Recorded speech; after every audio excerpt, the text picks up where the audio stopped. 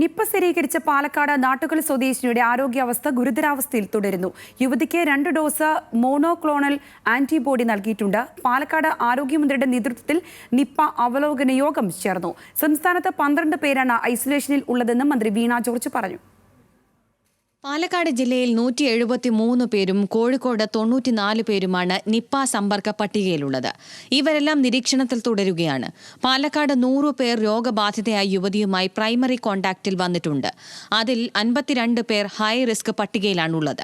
Nipah ബാധിച്ച് Kozhikode medical കോളേജിൽ ചികിത്സയിൽ കഴിയുന്ന പാലക്കാട് നാട്ടുകൽ സ്വദേശിയുടെ ആരോഗ്യനില ഗുരുതരമായി തുടരുകയാണ്. കോഴിക്കോട് മെഡിക്കൽ കോളേജിൽ ആരംഭിച്ച പ്രത്യേക വാർഡിലാണ് 38കാരി ചികിത്സയിൽ കഴിയുന്നത്.